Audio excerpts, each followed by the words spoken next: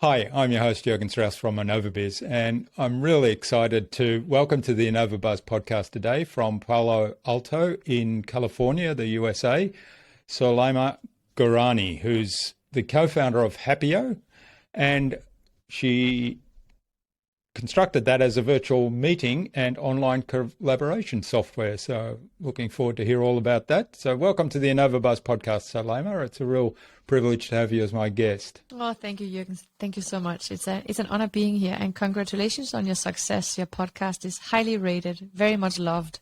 So it's amazing to be here. Thanks very much. And we just published this week, actually, our 500th episode.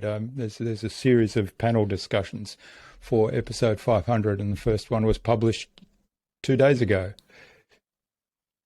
500. Now, Neil Sperling, he was our guest on another milestone episode 200 of the InnovaBuzz podcast, and he introduced us and suggested that we have a conversation with you on the podcast. So big hello to Neil. Soulaima, you also are a frequent speaker at major conferences. You've authored several best-selling books on how to succeed in life, on life design, and on the future of work. So it's all topics I'm really curious to dig into further. But before we do that, what's the impact you're making in the world today? I would like to think that I'm improving people's life quality. I used to work in very big enterprises myself, Hewlett-Packard, Microsoft, Maersk Data, like huge enterprises. And Jürgen, a few years ago, I was so busy and so stressed, I started losing my hair. And one afternoon, I couldn't even find my way home, even though that I drive the same route every day for work. And I was picked up by the ambulance twice at home. And I remember the doctor said, if I see you here a third time, we really need to talk. You're young, you're healthy, but this is not good for you.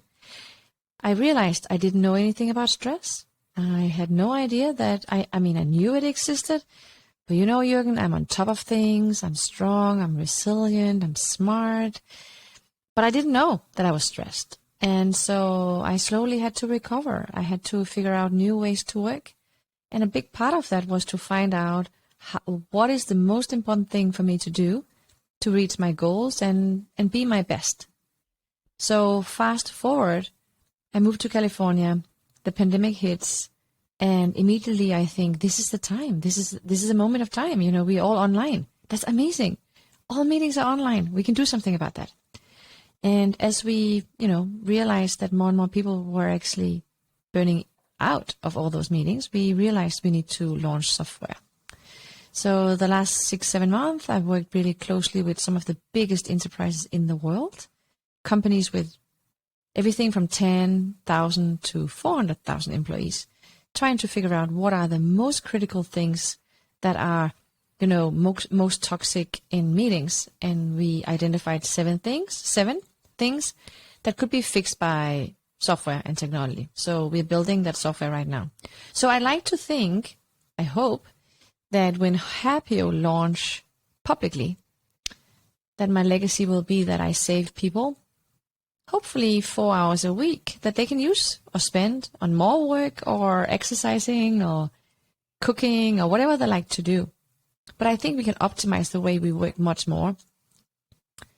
The way we work now is relatively new, right? We haven't done this for a very long time. So there's still much to learn in software. I love software. Software can make life, funnier, safer, faster, everything. So I'm an optimist. I love technology. So yeah, that's what I'm doing. And that's what I'm hoping is going to be my impact. Wonderful. Well, there's a lot to unpack there. I want to come back to when you found yourself suffering those symptoms, and clearly then that identified as stress. In hindsight, were there some early warnings of that perhaps we can learn from and avoid getting so far down that road today? Oh, Jürgen, so many. And first and foremost, I'm actually surprised that I am, as a well-educated woman, didn't know more about stress, right? I just didn't know anything about it. even though that at some point I was responsible for 45 people, I really didn't know much about detecting early signs of burnout. And strong people, smart people, unfortunately, those who are mostly stressed actually don't talk too much about it. I mean, I hope it's changed because now mental well-being is being highlighted. It's no longer embarrassing. I hope it's something we have to talk about because the pandemic really challenged most people's mental well-being. So hopefully that's, a revolution going on right now. But back then, it was certainly something you didn't talk about because you didn't want to come across as weak or, I don't know. The early signals were many. I'm just surprised I didn't listen. First and foremost, I started isolating myself, I stopped being social, stopped wanting to go to dinners or having guests over. I worked more and more. My quality of work went dramatically down. I made more mistakes like emails, my spellings. I was forgetful. I forgot names, faces, forgot decisions. Almost like, I think, an early stage Alzheimer's. I don't know. I don't know enough about it, but it felt definitely. But I thought, just work more, just push more. And when I couldn't find my way back from work in my car, a route that I've been driving so many times for years, I realized that this is maybe not a good thing. But even then, I didn't react. I mean, how awful is that? I was losing my temper, crying more, impatient, more arguments at home. Yeah. I gained weight, slept bad, all these kind of things. And I can't stop smiling and laughing a little bit and find myself silly because how can I do this to myself? But I don't think, Jürgen, that I'm by all means any special or crazy. Millions of people, as we sit here and speak, they know that they're pushing themselves too hard in the wrong direction. But we don't know what to do about it because we're so overwhelmed that we don't even know how to take off time to rest or, I don't know. It's just weird. But this is back in 2007, right? And I was doing my MBA. I was graduating my MBA. Of course, I threw in an MBA on top of everything, right, Jürgen? So I spent 2 years while I was so stressed doing my MBA. It was so crazy. My dad died. It was just everything at once. Then I became pregnant, had my first baby, and it hit me in the face, And so I sat down and said, I cannot do this. But on the other hand, at that point, I was the breadwinner. I couldn't just, give up or take a sick leave or whatever. So I decided to become an entrepreneur, solopreneur more likely, and just start speaking. I wrote my first book about how to take control over your work life. Basically, therapy for myself. And it became a bestseller, surprisingly a bestseller. And what I didn't know was that I actually, somehow I became a role model for speaking out on stress and mental well-being and these kind of things. And then that moment I realized, oh my goodness, maybe my destiny is to just be me and just talk about how I feel about things so that other people feel safe to do the same. And then fast forward, 2,000 talks later in 40 countries, I'm sitting here with you, speaking, building software, addressing exactly this problem. Fascinating. It's interesting. I mean, I've never had the experience of losing my way when driving home on a daily commute, but I have had the experience, and I'm wondering whether that's a sign.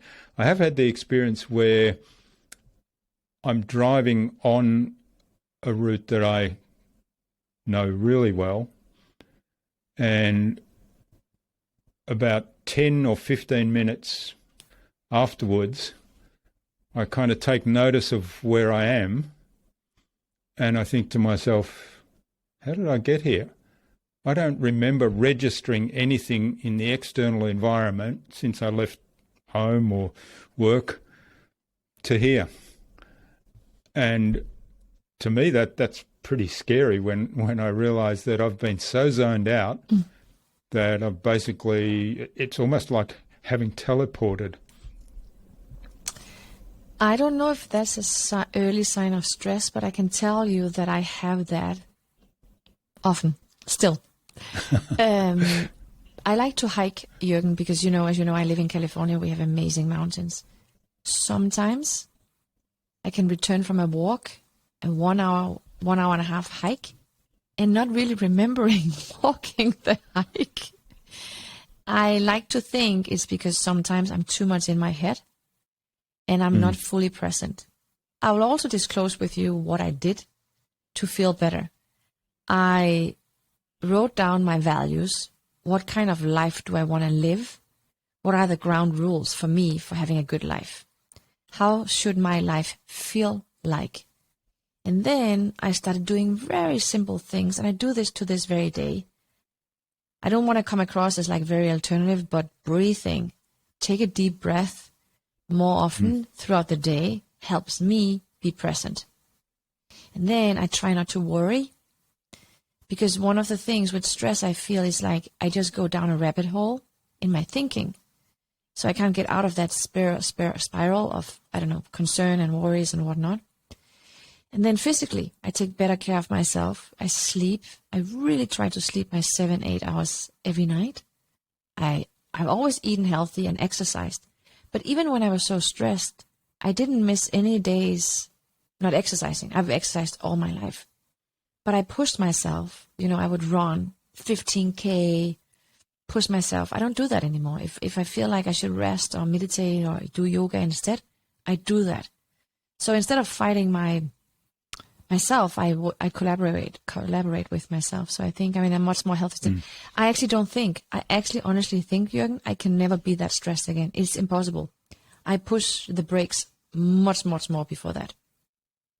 So the good thing is I now know where my boundaries are, and I hopefully will never get out there again. It was so scary. And to be fully transparent, it took me years and years and years to recover. I actually only think I fully recovered after 10 years. It took me that long to fully recover, to trust myself and not feel out of control or anxious about getting back to the same state of mind.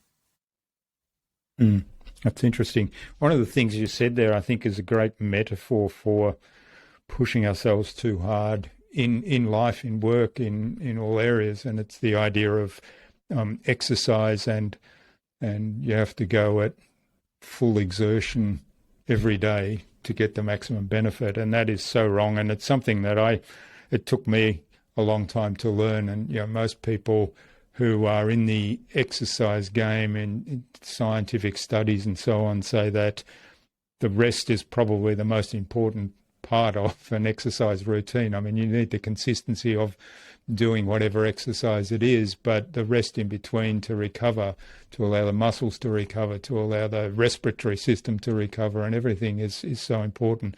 And I think that's a great metaphor for everything in life. I mean, I exercise quite hard because I also like to bike, and we have some pretty good hills around here. And, I like to go hard and fast and all that. I'm relatively competitive. But I've also gotten to a point now when I return from a 4-hour bike ride, steep climbing, I feel it in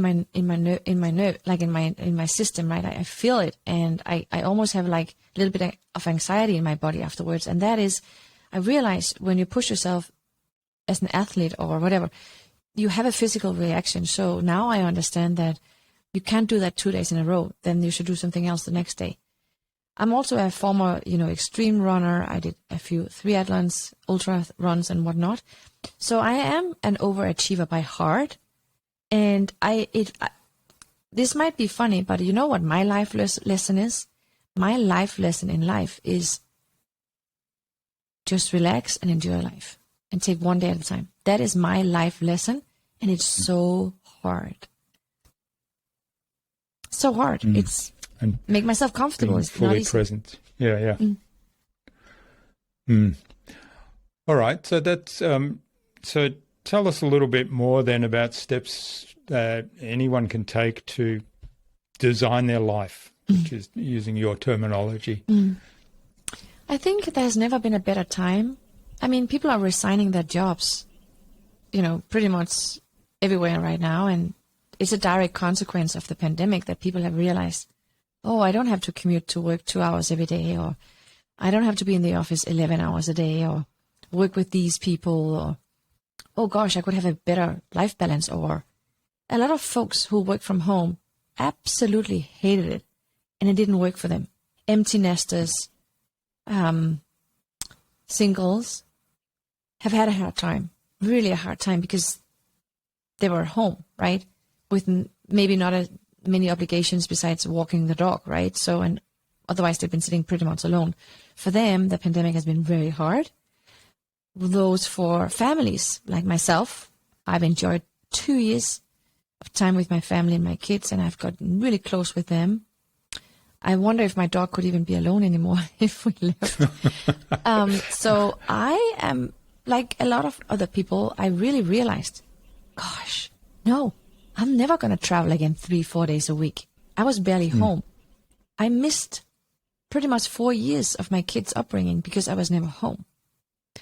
And I'm not going to go back to that. So I think the way we work have changed forever, but it also changed the way we socialize and the way we want to live our lives. So what can you do? If the pandemic or whatever, if you are in a situation where you would like to rethink the way you work, you must first ask yourself, what would be the preferred lifestyle? Like, how would I like to live my life? And first you have to make a relatively rational assessment. You cannot compare yourself with your neighbor or your friends. You have to think about what is the right lifestyle for me. It is so easy to be caught up with, a very successful neighbor of yours, and then you also want to have that car, go to that vacation. Lots of people live lives that are not at all, by all means, not at all authentic with who they are.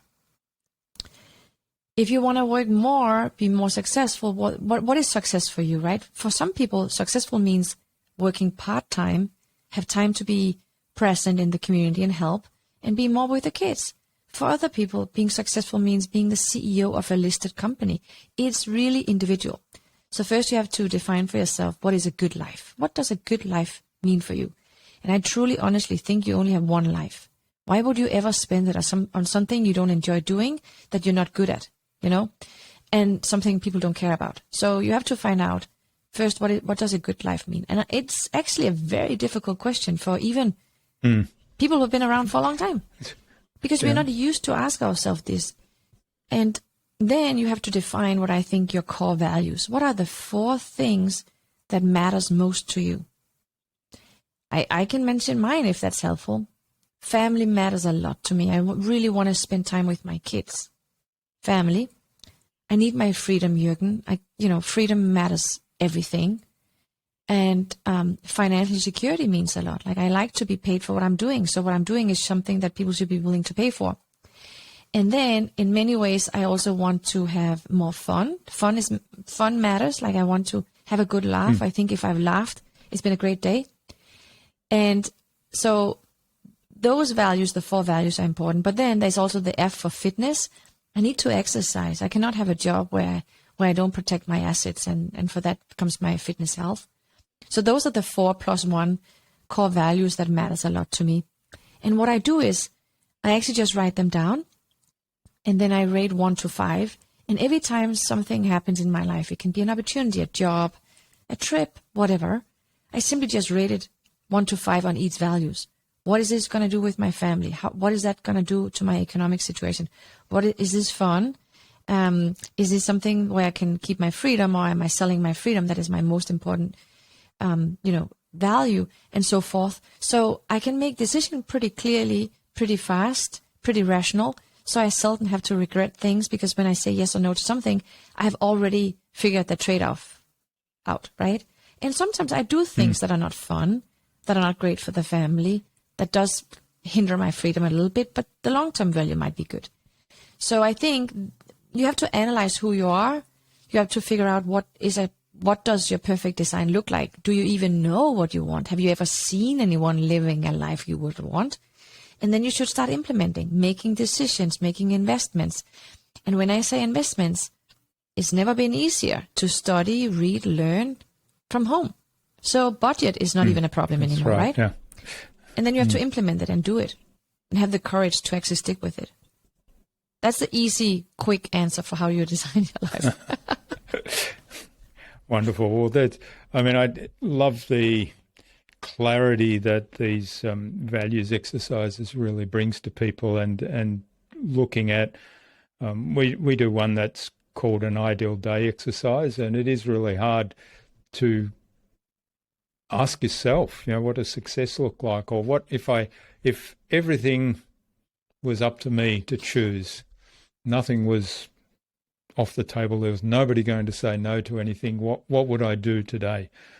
How would my ideal day look like from the moment I woke up to the moment I go to sleep tonight? And that exercise brings so much clarity when you spend time doing that. And I revisit it quite often and then look at, how close was today? It's important, because, I don't know about you, Jürgen, but times fly, I mean, I think, oh gosh, it's almost, summer already, right? That's how I feel. And it was just Christmas. And so I think times really fly. And I also believe that you can only have one, maybe two big goals a year, And if you are married or live in a family or have a spouse or a partner, whatever, I think we deserve to align those things with one another. And I've been together with my spouse for 25 years, actually more closer to 26 years now. And we succeeded. We're very different night and day. But we succeeded this marriage because we align what matters to us. We agree on what is a good life. And we grow, both of us, right? We learn and build businesses. We travel. We do stuff that could easily tear us apart. But because we already always revisit and, get on paper, what is the 1-2 things you want to accomplish this year? It also makes it easier to budget, structure, align. And, and the good thing about it is I think we're teaching our kids to do the same. Because you cannot be everything to everyone and you cannot do everything perfect. You have to prioritize. And for instance, our kids goes to school in California, Palo Alto, super competitive. My biggest, I guess as a parent here, is to take off responsibility for the kids and take off pressure, not put more on them. So we sometimes even argue with them, how can we get you away from the homework? How you want to go for an ice cream or something? No, I say this because it matters. Because in the end of the day, if you have a good life, if you are happy, there's nothing you cannot achieve in life. And people get attracted to your energy. You're simply a more beautiful person to be around if you have a good energy. So it matters. I'm not saying you can fake your way through life just by being an awesome person. But I'm saying if you're not happy, then it doesn't matter. I met with a person recently. He has a great job. He's so successful. And he said, but I feel miserable. And I take chances. I do stupid stuff because I don't care about my life. And he is so successful. It makes you stop and wonder, Yeah, I was speaking to somebody a little while ago, and they had a similar philosophy or similar values to what you described earlier, but they had a very simple two-step analysis of making a decision about, will I do this or not? And it's, does this serve my community? So he has a big community where he does training programs and helps them. So does this serve my community and my business? Does it bring me joy? So 2 questions. And if either one were a no, he would usually say no, I'm not going to do it. It's either a hell yes or hell no. That's ideally, Yeah. That's ideally where we should be, but it takes courage to say no to people, no to stuff, I sometimes feel like a magnet. I feel like work gets attached to me, like, can you do this? Can you do this? And sometimes I just drop the ball and don't do it. And that feels amazing. And, but yeah, it's tough, In the end of the day, it's really about living a good life that you're proud of, that you want to be in, right? And life quality matters a lot. I mean, as you know, Jürgen, I'm half Moroccan and half Danish. And this is my Danish part speaking. We're so happy. You know, it's the happiest nation in the world. Life quality matters. When my kids get home from school, the first thing I ask them is, did you have fun? Who did you laugh with? What happened? I don't talk about grades or homework, or I actually don't even open the report card. When they get it, it gets it gets mailed here, at least in California, it gets mailed with the post. And I don't open it. I leave it in the room and they can open it and then they can share it with me or they don't. You know, it's up to them. They usually come and share, but they have the experience of opening it. It's my life. This is a report card of my effort. And they sometimes come up and they're super proud because they worked hard for something. So, you know. Yes, building their own motivation and owning their own success.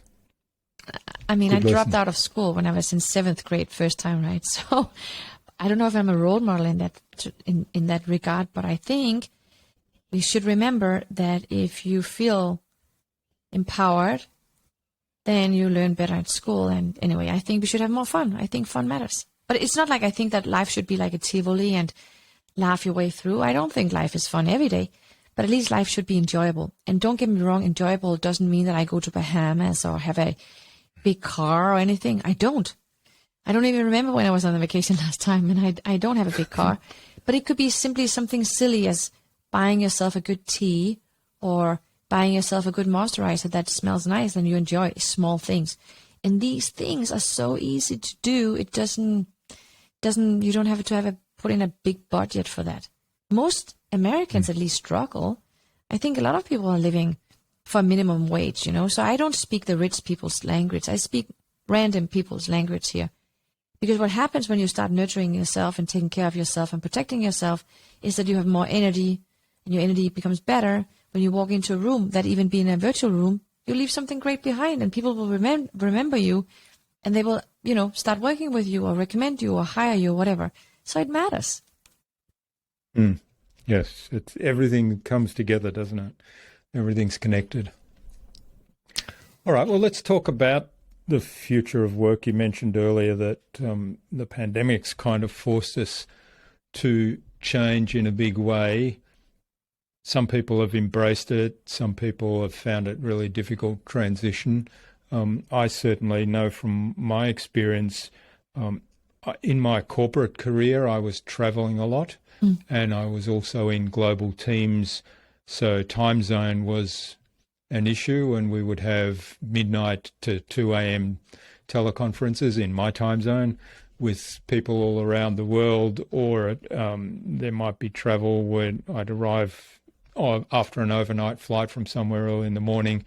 So I actually got used to an arrangement where I would work from home and I was flexible in my hours simply by the nature of the work and having to be available at midnight, for example, for a 2-hour teleconference. So that meant I wasn't going to be in the office at 8 a.m. or 9 a.m. the next morning. I may be in the office or I may work from home.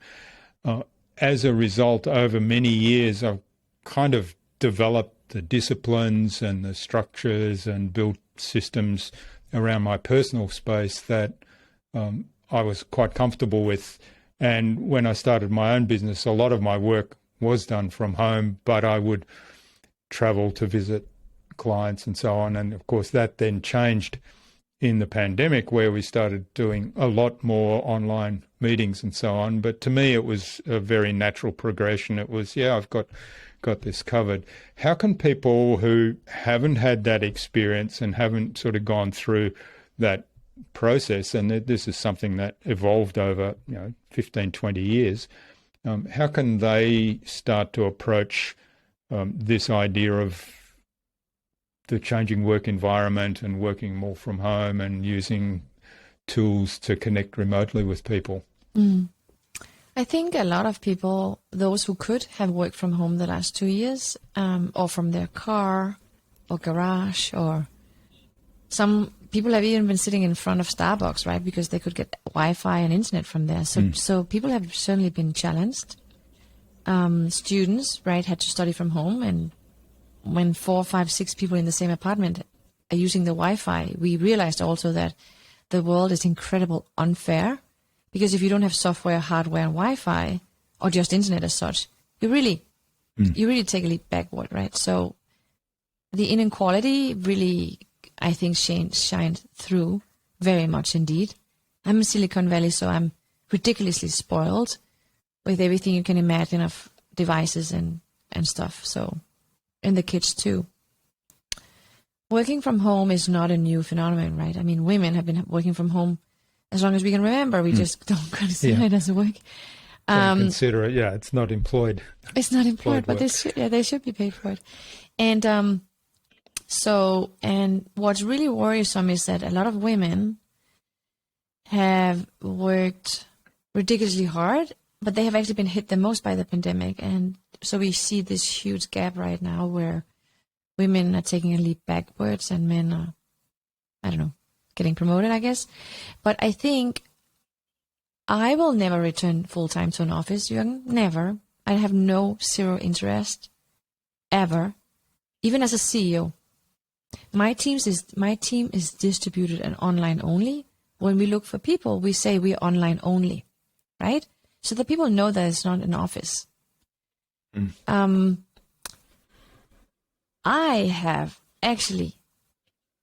very vocal when I hire people, and I keep saying hiring people. We're only 11, so it's not like 3,000 people, I understand. So we don't have an HR department and all that fancy things yet.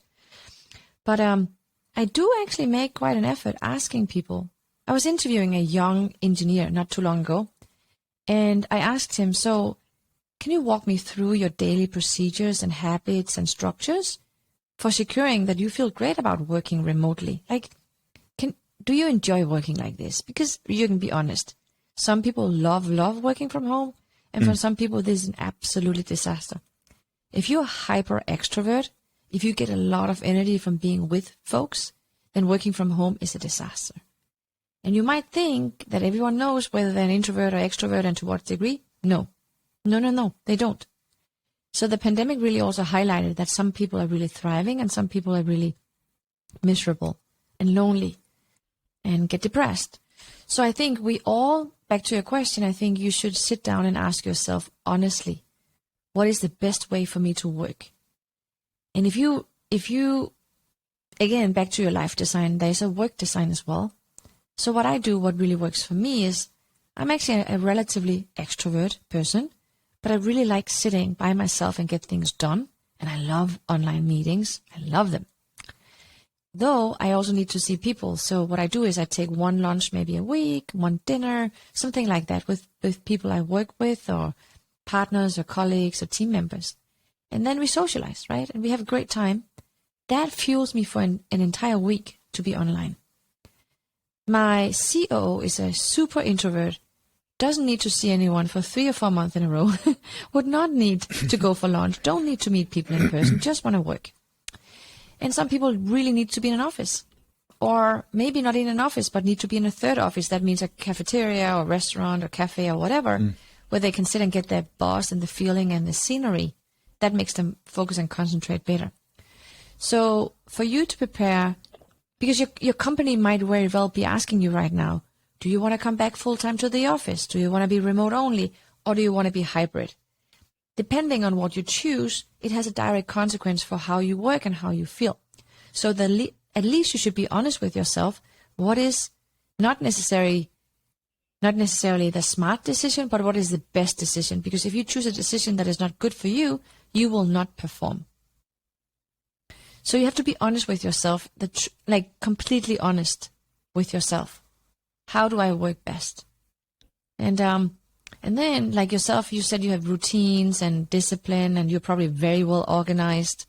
I mean, just for you that listens in, when you do a podcast with Jürgen, there's absolutely everything is in order. You know everything long time before. You get invites and reminders. It's beautiful. So you're a pretty structured person, meaning that self-discipline and motivation and structure is not a problem for you. But if you're a little messy, not so structured, all these things, it might be hard to stay motivated, regardless of how much you love your work and how much you want to work with your colleagues. It can be very hard. So be honest with yourself is probably my short answer. Yeah, and again, coming back to earlier, looking at what does success mean to you, what are my values, what are my goals, and really digging into that self-awareness piece. Yes. All right, well, let's switch gears for a few moments and talk about Happioh. So what is Happioh and how does it play into this future of work? So we are helping you to prepare for any meeting in seconds. So you will never again be in a meeting, either as host or participant, without knowing why you're invited, what is the objective of the meeting.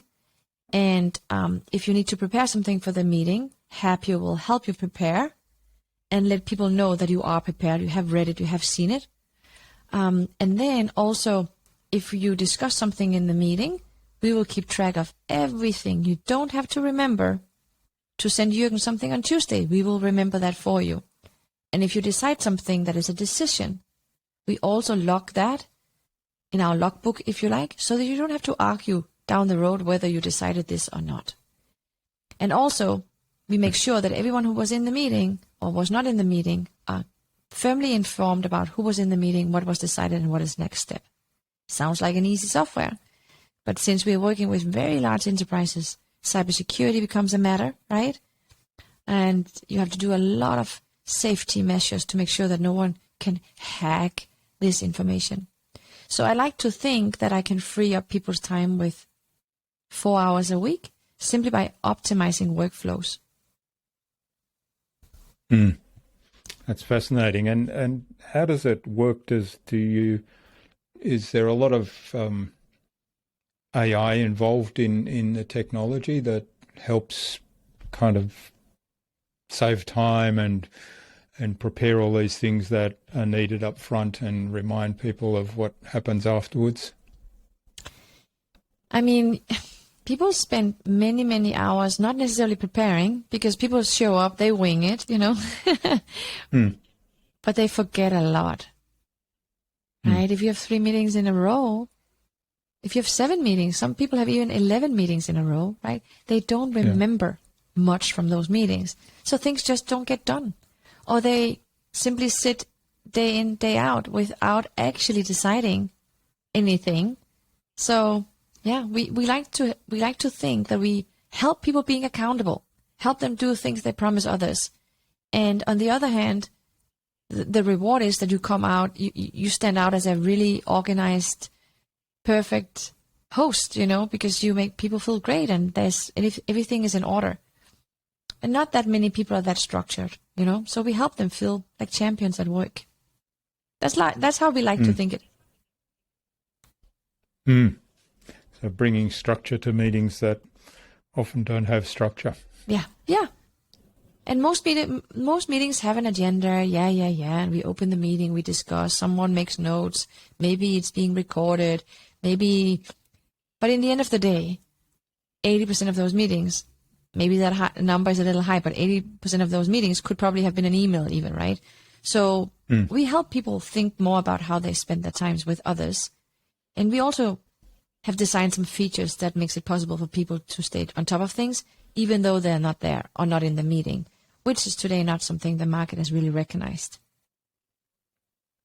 Yeah, so ideal for remote meetings as well. You also like it, right?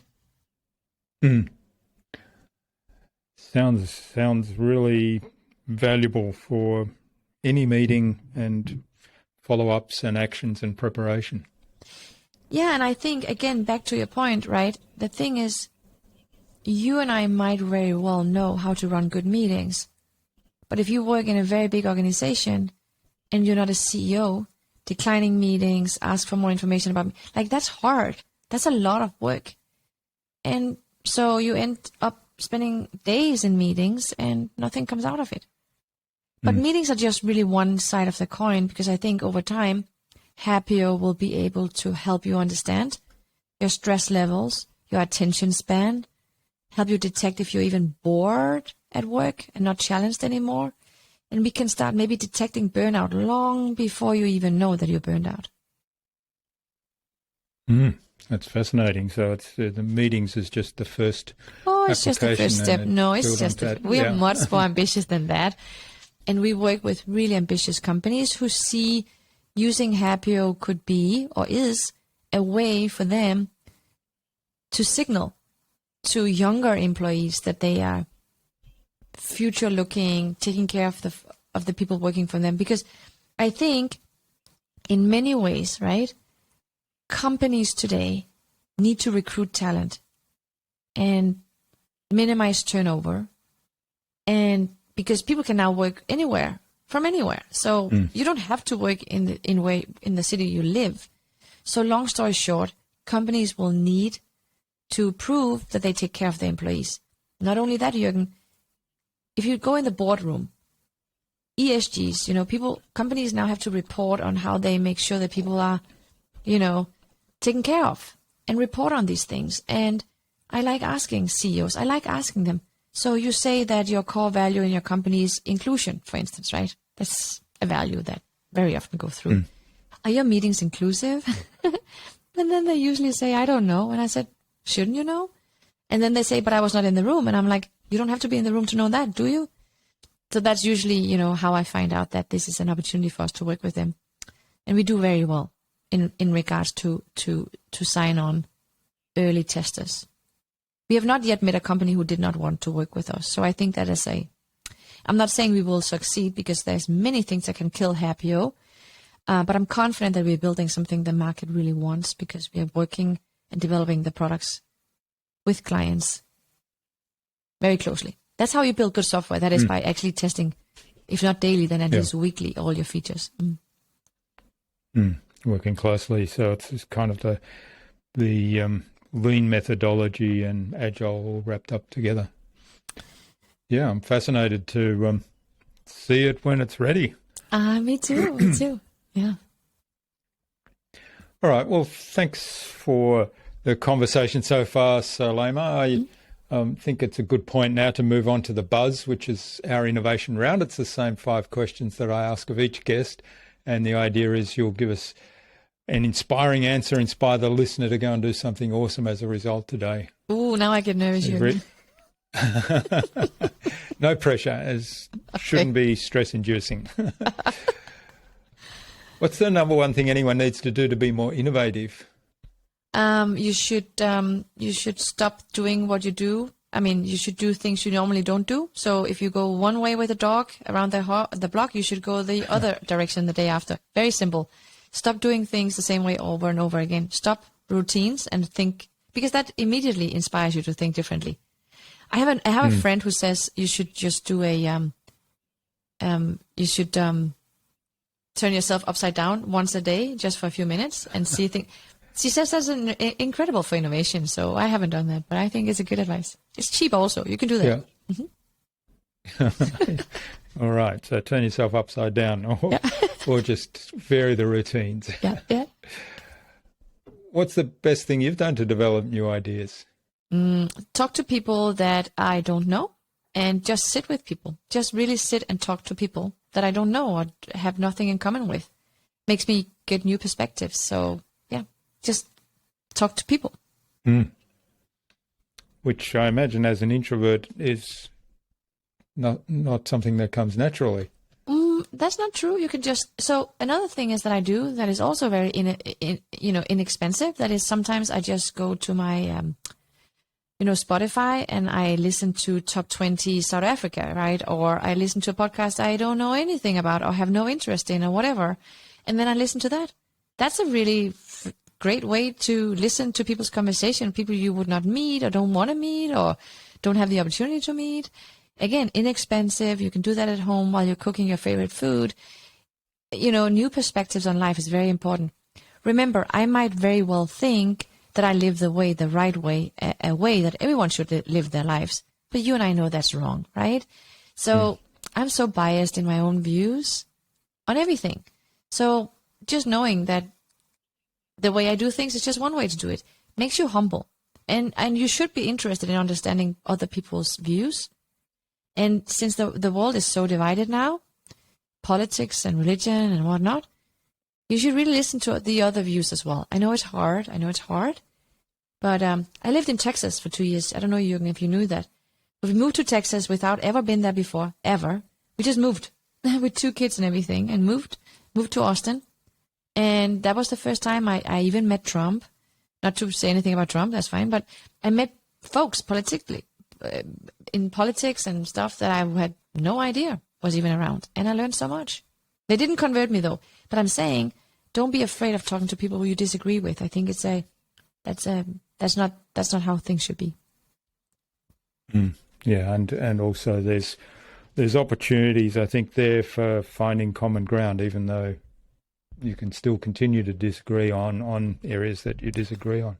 But what is it that most people want? They want a meaningful job, right?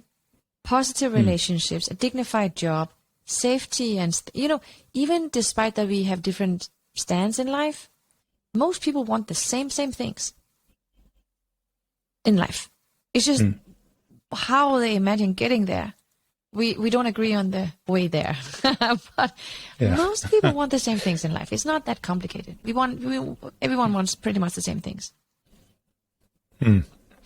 All right, fantastic. Now, what's a favorite resource that you use most often? Resource? My favorite resource. Can be anything, right, Jürgen? It can even be an app or whatever? Can be anything, yeah. Oh my God, what would that be? Oh, can I be honest? I think it's my cell phone. Is that lousy?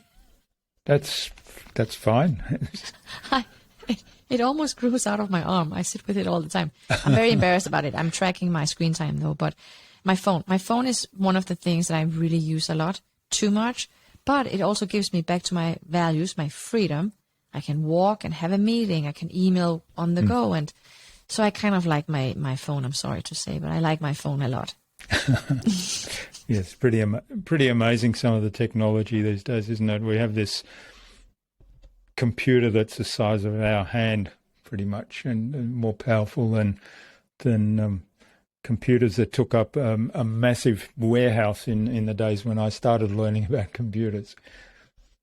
Oh, and it's going to be even faster and even tinier, and we cannot almost not even imagine how it's going to be in 5 years from now.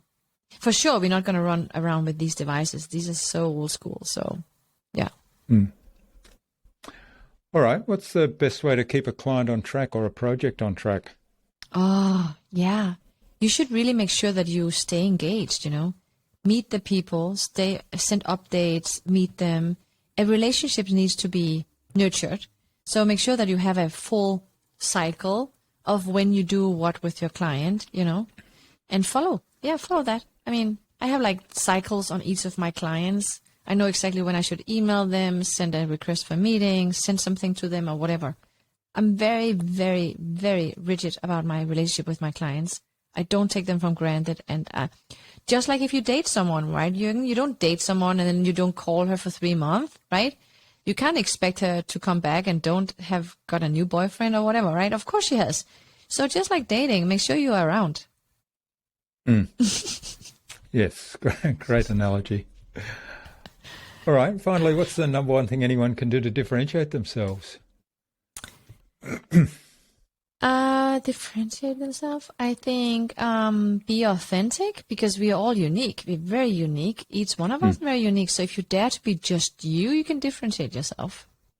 But some of us don't think we are enough, right? We don't think. We think we have to be more than we are, and that then we come across as fake or not authentic, and then people have their BS filter alerted, and then they don't trust you, and then they end up doing business with you. So the best thing to differentiate yourself from others is to actually be truly unique, which you already are, meaning you should just be yourself. Yes, it's almost too simple an advice, right? It's just too simple. It is, yeah. But the hard part is doing all that work on the self-awareness piece, right? And knowing what are my values, what are my objectives, and it's okay to be me as I get there or as I live that.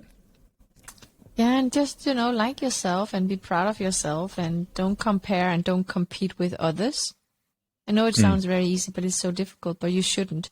and just pay attention to how you feel. Whatever you see, whatever you watch, read, or listen to, what does it do to you? If you surround yourself with suffering and, things all the time, you start thinking that's how the world is. You should really walk out in life and trust that life is good and that most people are good people. I know it can be difficult Good sometimes. message. Yeah, I think you should. Life is wonderful. Every morning I wake up, I say to myself, oh my goodness, I'm alive. It's a new day. Yeah. It's better than the alternative, right? All right. Jürgen, thanks, Soulaima. Absolutely. It was my pleasure. I hope that all the advice I gave today was inexpensive, easy to implement, and you don't need any tools to do it. You can just do it. Yeah, that's right.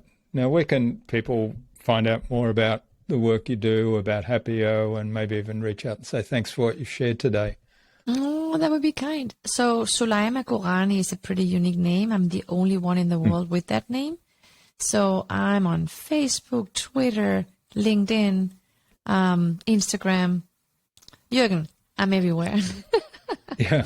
So reach out. We'll post my DMs we'll post some of those links in the show notes. Yeah. Thank you. All right. So do you have some parting advice, Soulaima, for our listeners today? Parting advice? What is parting advice? Just as we part. Oh, yeah. As we part company today. Oh, parting advice. So I would say be thankful, right? I mean, that's very important. I want to thank you, Jürgen, for letting me share my story. I think you have built an amazing platform for having good, solid, humanized conversations. You're very reflective and you ask great questions. So the way I want to part with you today is by showing you and telling you how thankful I am. I do not take this podcast for granted. I'm deeply honored to be asked to be here. Thank you, Neil. How many people get asked to sit here for a full hour, talk about themselves and their life? That's pretty unique. So thank you for providing the platform. Well, thank you. It's a pleasure to have you on the show and learn more about your life, your work, and about Happioh as well. So do you have someone else in mind who I should bring on the InnovaBuzz podcast? I have many, Jürgen, many. I have a full list. So if it's okay with you, I would like to send you a list, at least of 5-6 names of people I think you should invite. Absolutely. Excellent. That's fantastic. Well, thanks so much, Soulaima. I've really enjoyed our conversation. I really love your work and your approach, and I look forward to seeing Happioh in action as it becomes live. I know it's in alpha right now, right? So very early testing stages. But this has been this has been fascinating conversation. Really enjoyed it. So thanks again, and please do stay in touch. Thank you, Jürgen, likewise. And thank you. If there's anything I can do to help you, please let me know. I would love to and of course I will share this podcast and send a solid list over with exciting people that I would love to listen to. So, I will do that. Thank you.